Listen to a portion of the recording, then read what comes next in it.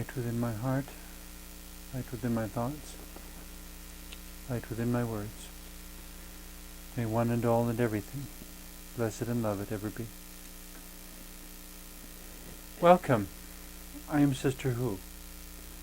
Today I just wanted to spend some time thinking about the basic question word, what? So often when we approach things, approach situations, even approach people, there is often this assumption that we already know what this person is, what the situation is, what the material is. And sometimes we're right and sometimes we're wrong.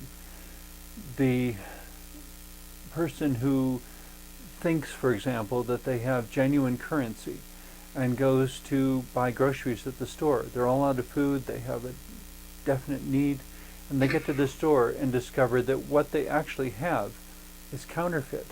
It's not real currency, and they're not going to get any food in exchange for it, which leaves them in need, of course, unless there's some other alternative. But that applies to so many things that we, in looking at something, learning how to distinguish the real from the counterfeit, to know what it is, whether it is what it claims to be or not. Well, and taking that a step further into situations, when somebody says, what is the situation? Well, the situation will generally be understood as being as much as the information that is currently available. So if, for example, there was a car accident, someone arrives on the scene and someone says, what is the situation? Well, the situation is there were two vehicles involved. As far as we know, there were two people in one car and one person in the other car. Perhaps as we're examining the accident scene, we discover that actually there were two people in the other car and one of them was thrown from the vehicle during the accident. New information, and suddenly our what has to change. So the question word what is also very temporally related. It's anchored in time. It's temporal. It's temporary. What it is now may not be what it will be a few minutes from now, even a few seconds from now. What is the situation? Well, a moment ago, the situation was that John Doe was driving down the highway in perfectly good health. What is the situation now is that John Doe is now a paraplegic or has died. What can change so quickly? And so in that sense, it's a question that we need to ask again and again and again, continually coming back to the moment in time from which we're perceiving. Because you cannot answer the question what, from a human perspective anyway, a human being cannot answer the question of what without also dragging in the question of when. What never stands all by itself. There's no way to ask the question what in isolation from time and from circumstances. What I am in this situation may or may not be exactly what I am in that situation. In this situation, I may be sitting in my room and may be calm and breathing just fine. In the next moment, or in another situation, rather, let's back up a second. The situation of being in a canoe on a lake. What I am at one moment, what the situation is at one moment, is that I'm sitting in a canoe calmly, breathing the air, hearing the birds, etc. In the next moment, if something upsets the canoe, I'm underwater and I cannot breathe water. I'm not a fish. I'm a mammal. I'm a human being. And so the what has now shifted in a way that will have a dramatic effect upon the basic question of life and death if I'm not able to re-enter the realm of air where I don't have to breathe water in order to stay alive. So what seems like a simple question, but to understand what we're asking, when we ask the question word what, I think it's important to remember that it's tied to when, because there's a perspective in time. I'm looking at it now, and saying what? I'm looking at it 5 minutes later and saying what? I'm looking at it an hour later and saying, what is the situation? And all three answers could be completely different. So what is tied to time? What is also tied to perspective? If you ask someone at a hypothetical car accident, what happened? You'll get one answer from the person who is standing along the side of the street. You'll get a different answer from each of the drivers involved, be it 2 or 3 or more. And you may get a different answer yet from the police officer who has to report the accident, either because he has to interpret what he thinks really happened from 3 different drivers who are all very emotionally upset because they've just been in an accident. Why wouldn't they be upset? But because when we're upset, it's more difficult to be objective, and you say, what really happened? A lot of accidents will simply say in the report, so-and-so lost control of the vehicle. That doesn't really tell us anything. Was it that this person lost control of their vehicle because they were on a cell phone? Was it that they lost control of the vehicle because of a mechanical failure of the vehicle? Or was it because they lost control of their vehicle because there was an unexpected object in their path that that drove them into reactions and coping mechanisms that are not advised, that are not good to combine with that speed? If you're driving 55 miles an hour, for example, and suddenly a deer runs into the road from the side, and you didn't even see it coming toward the road, it just suddenly came up out of the ditch, and in less than 1 full second you suddenly have an animal as big as your windshield in front of your car. And so you slam on the brakes, maybe you try to swerve around it. The accident report, maybe you do successfully swerve around the deer. The deer is gone. There is now no evidence that there was ever a deer there.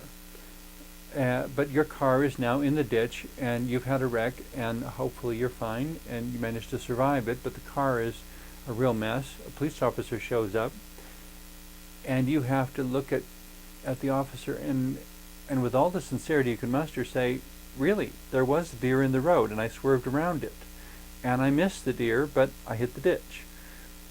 And the officer, of course, will have to decide whether or not to trust you, and may ask, well, you sure you weren't drinking anything? Because there's no deer here, and so I have no way of proving that there ever was a deer. You may have lost control because you were drinking too much alcohol, too much wine or beer. You may have lost control because you were on your cell phone. You may have lost control for a variety of reasons. The real reason, if anyone had been there to see it, was the deer, but the deer is gone. And so when we say what happened, in that situation, in that experience, what is true depends upon the perspective. The officer can only report, this person said this happened. I saw no evidence of a deer, but I wasn't there at the time of the accident, so it may or may not be true. I have no way of confirming or denying it. That's probably a more mature response. In many cases, not just police officers, but everyone, we have a tendency to jump and say, instead of saying what may or may not have happened, we say, I think this is what happened. We have no way of knowing the what. But in order to make sense of the situation, it's as if there is some subconscious need in humanity to put something there, to put an answer there, whether or not that answer is verifiable, whether or not we can confirm that our answer is true and historically correct and really did happen, we may not be able to confirm that. But in order for our brains to process this event and what happened and the fact that our car is now in the ditch, we have to be able to answer what we think happened, and in order to appear confident so that there is hopefully less questioning of, are you sure? Might it have been something else? May you be confused? All those things erode our credibility. And yet, it's not that we have to protect our credibility. It's because those things erode our credibility that many people feel compelled to overcompensate and state with confidence something about which they could not possibly be confident. I know this is what happened. There's not really any way to know. In the case of the deer running in the road, yes, you saw a deer. Could you have hallucinated? I suppose you could have hallucinated. In a true hallucination, you wouldn't know the difference between what you saw and what was really there, because somehow your brain was projecting in your mind an image of something that somebody else who was sitting right next to you didn't see. It's only by having that comparison that humanity has ever been able to identify delusions at all. It becomes problematic, though, because the limitations of human perception don't always allow for the validation of what you might call paranormal experiences. One person may see a ghost, the other person doesn't. It doesn't mean the ghost wasn't there, but there's no way to confirm it. One person may have seen the deer, the other person may have been glancing down at their cell phone because they were a passenger in the car, and so they could talk on their cell phone even though the other person shouldn't be because they're driving. By the time they looked up from their cell phone, the deer was in fact gone. But by the time they looked up, or perhaps the reason they looked up, is because they felt the car suddenly veering into the ditch.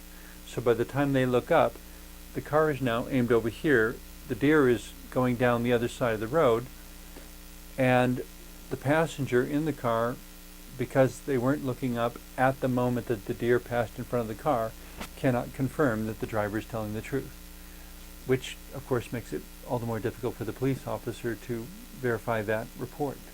All they can say is, this is what the person testified. It gets complicated, but this is where the question word "what" deserves a lot more respect than it's probably usually given. The additional area, though, in terms of personal and spiritual growth, that the question word "what" brings up is this awareness that we ourselves are in progression. We're in process, we're developing, we're evolving in some sense, we're growing. Our perception, our understanding are changing. What we believe in this moment may not be what we believe in the next because of the information that we encounter between the two. We may believe that someone who is staggering down the street has had too much beer or wine to drink. Upon talking with that person, however, we may discover that, just to use a trite example, that they've just come from the eye doctor and there was a thorough examination of their eyes done in which, using a particular medicine, the eyes were dilated so that the eye doctor could do a more thorough examination of the inside of the eye. Problem with that, of course, is that it takes a while for the eye to return to normal, and during that time, perception and to some extent equilibrium is a bit off, and people may try to walk from here to there and stumble and weave because their eyes aren't working the same way that they usually work. When we can't see in the usual fashion, our balance, our sense of equilibrium, our ability to walk is very much tied to our ability to see things as stable. If we can't see what's in front of us, we may trip over a crack in the sidewalk, our equilibrium may be off, we may need to hold on to a railing because we're trying to remember how to walk without using our eyes. Most of us use our eyes much more for walking than we realize. And of course walking or perception and seeing also has to do with depth perception. If you can't quite register depth, your feet don't land on the sidewalk appropriately because you can't exactly tell how far away the sidewalk is. And when you step forward, you may not realize that the sidewalk upon which you're walking is actually sloping downwards. So you step forward to take a step, and your foot doesn't hit anything, and instead goes another inch further down, and suddenly you're stumbling forward. because you couldn't accurately perceive the changing depth of the sidewalk leading away from you. All these things come back to the question word what. It's a basic question we use every day, but by having a broader perception of all the different messages it can convey, I think we can make much better use of our language. Where it becomes especially empowering, I think, is when I look in the mirror and I direct the question what to non-material things.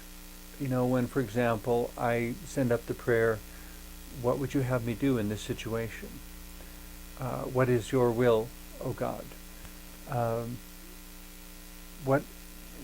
in a similar sort of way, looking in the mirror and asking, what are my feelings on this subject? What are the causes of my feelings on this subject? Do they really come from what somebody did to me, or is there a memory that is associated with my reaction? And if so, what is that memory? In a few cases, of course, people run into the problem of not being able to recall a memory because a particular memory may have been so painful that subconsciously they blocked it out. And they can't remember what the memory was that would call them to react that way to a particular object or a particular place. Why do I feel afraid when I get in this situation? Those who deal with past life regression therapy, very often when someone comes in and asking, what is the cause of this? Tell me what.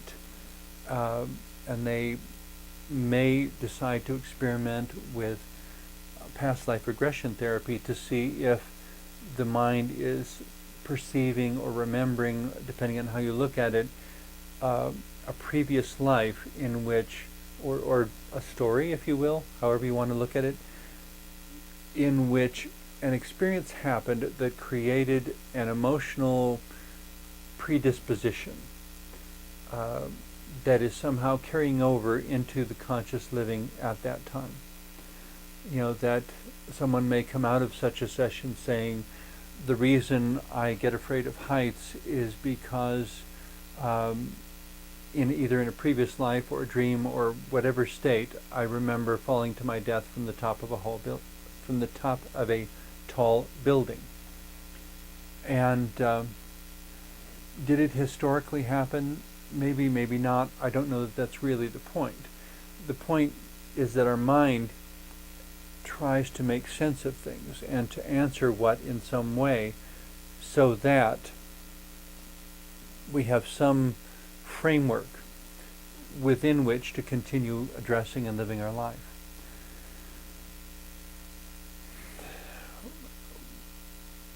One of the questions that I was enormously fond of during my master's program of my graduate school years, that I'm not sure everyone else enjoyed as much as I did, but seemed to, in the more or less endless debate about this or that subject, I would frequently be the one that would try to, when I had listened to enough and I got impatient with how it seemed to be going in circles, and somebody would make a statement, and somebody else would make a statement, and somebody else would make a statement, and then we'd be back to questioning the first statement again. And it's just like we're running in circles. And somewhere in that, I would try to interject the simple question, what difference does it make? On a lighter note, I participated in a Martin Luther King parade one year. And at the conclusion of the parade, a combination march and parade, there was a 10-year-old girl who approached me as I was dressed as Sister Who and asked, are you a man or a woman? And I recognized it as an opportunity, and I asked her, what difference does it make? And she said, and she became a little bit impatient with me and said, well, it makes a difference. And I said, what difference does it make? And she got a little more exasperated. Well, it makes a difference. And I said, yes, but what difference does it make? And at that point, there was a black woman standing a few feet away who started laughing because she could see what was going on in this conversation. But the young lady simply could not address the question of what difference does it make? What is the difference? Can you name the difference? And so I finally said, it doesn't make any difference. You can be whatever you want.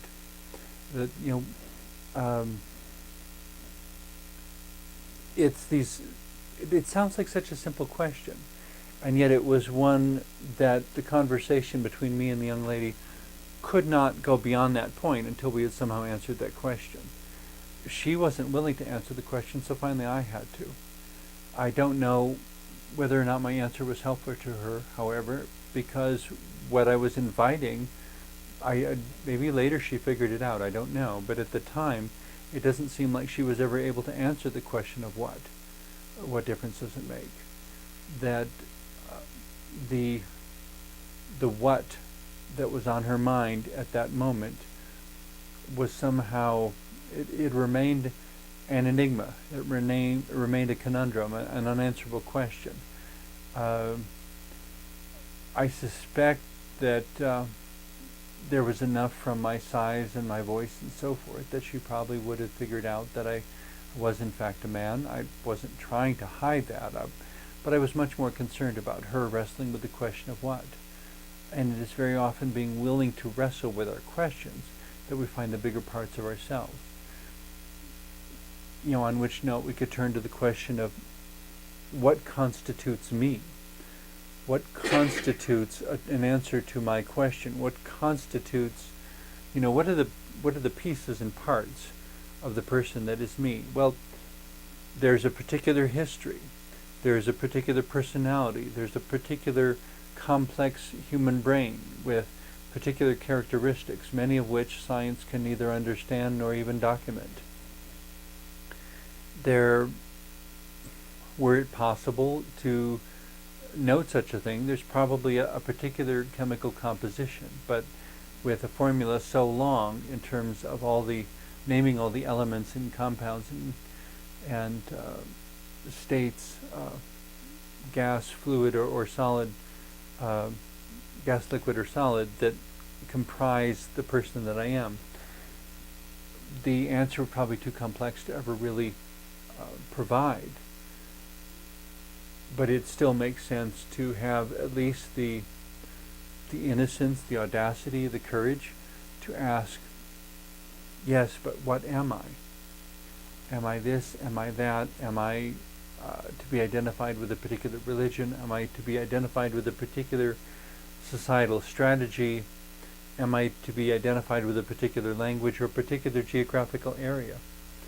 What am I? Some people, if you met in Europe and say, what are you? They might say, I'm American.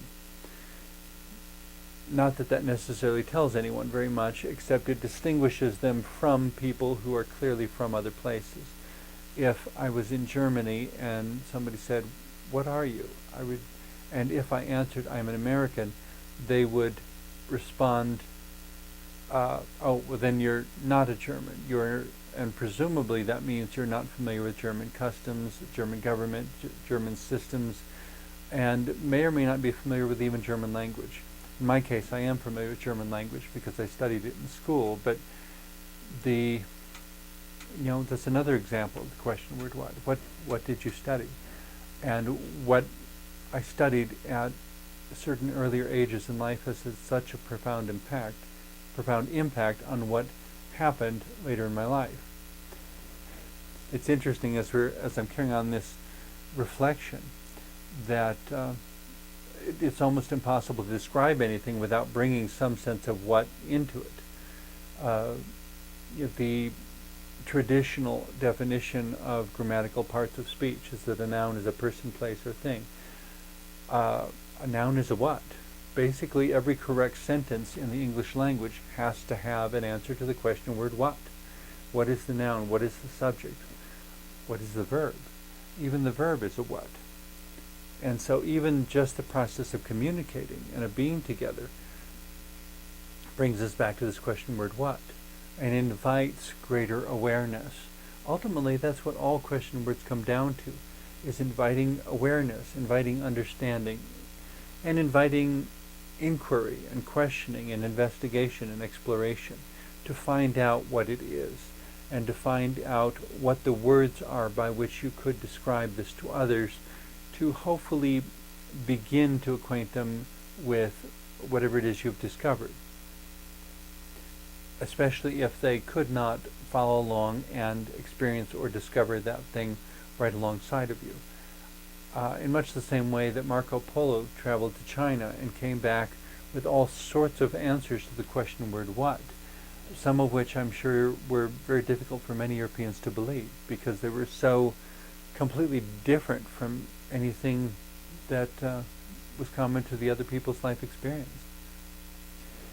In asking the question word what, I encourage you, I invite you, persist and know it in its depth, not just the simpleness of its 4 little letters, but know the depth of the question word what.